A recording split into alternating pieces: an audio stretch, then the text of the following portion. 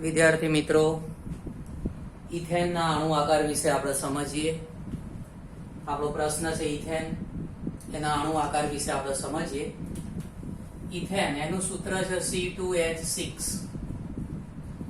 આ જે ઇથેન ખરું એને આપણે આ રીતે બી લખી શકતા હોઈએ CH3CH3.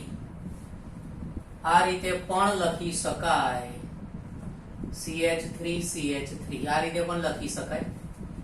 હવે આ જે ઇથેન ખરો એમાં કાર્બન કાર્બન વચ્ચે એક બંધ હોય, આ કાર્બન સાથે 3 હાઇડ્રોજન કનેક્ટ હોય, આ કાર્બન સાથે પણ 3 હાઇડ્રોજન કનેક્ટેડ હોય.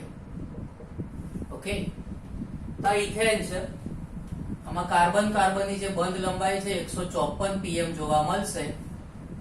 કાર્બન હાઇડ્રોજન બંધ લંબાઈ 109 pm જોવા મળતી હોય છે. તો આ જે ઇથેન ખરો એમાં કાર્બન છે એની આજુબાજુ તમે જુઓ 1 2 3 ને 4 ચારે 4 સિગ્મા બંધ છે. જ્યારે કાર્બનની આજુબાજુ ચારે 4 સિગ્મા બંધ હોય ત્યારે તમારે ખાસ ધ્યાનમાં રાખવાનું કે એણે sp3 સંકરણ કરેલું હશે. કાર્બનની આજુબાજુ ચારે 4 સિગ્મા બંધ હોય ત્યારે sp3 સંકરણ થયેલું હોય. બરાબર? તો આ કાર્બન sp3 સંકરણ કઈ રીતે કરશે તમને ખબર જ છે. કાર્બન 6 નંબરનું તત્વ છે.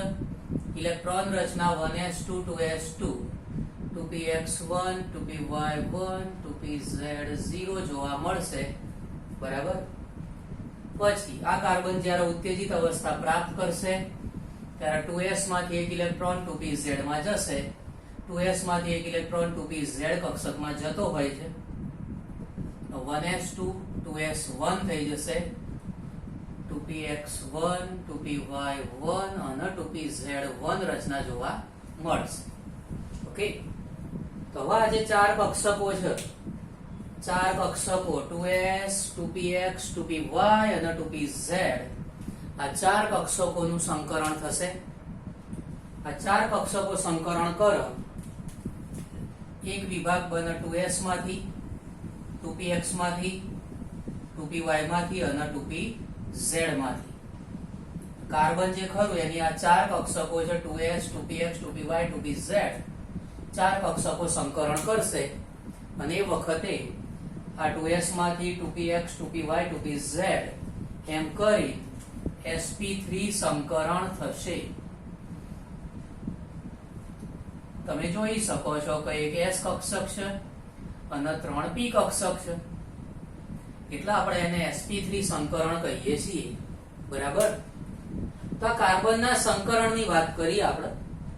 હવે આ જે ઇથેન છે, ઇથેન એમાં કઈ રીતે ગોઠવણી થશે આપણે જોઈએ. તો અહીંયા તમે જોઈ શકો છો કે આ કાર્બન છે એની આ sp3 સંકરણ કક્ષક છે. હું કઈ રીતે કક્ષકો ગોઠવું છું એ તમે જરા જુઓ. તો આ કાર્બનની sp3 સંકરણ કક્ષક 1 2 3 અને 4. તો કાર્બનની sp3 સંકરણ કક્ષક મૂકી. બાજુમાં પણ કાર્બન જ છે. ખ્યાલ આવ્યો? કેમ કે તમે જુઓ અહીંયા 2 કાર્બન છે. કેટલા કાર્બન છે અહીંયા? કેટલા કાર્બન છે અહીંયા? 2 કાર્બન છે. 2 કાર્બન હોય એટલે બાજુમાં જે કાર્બન હોય ને એમાં પણ sp3 સંકરણ થાય. બાજુમાં જે કાર્બન છે એમાં પણ sp3 સંકરણ કક્ષક દર્શાવીશું. ઓકે, એટલે બંને કાર્બન એમાં sp3 સંકરણ કક્ષકો દર્શાવી દીધી. એમાં આ બંને વચ્ચે તમે જોઈ શકો છો કે સિગ્મા બંધ રચાશે. કયો બંધ રચાશે? સિગ્મા બંધ રચાશે. આ કાર્બન સાથે 3 હાઇડ્રોજન તમે જોઈ શકો છો 1 2 3 હાઇડ્રોજન. તો કાર્બન સાથે 3 હાઇડ્રોજનની 1s કક્ષક જોડાશે. હાઇડ્રોજન છે એની 1s કક્ષક કનેક્ટ થશે. અહીંયા પણ સિગ્મા બંધ રચાય છે. કયો બંધ રચાશે? કયો બંધ રચાશે? સિગ્મા બંધ.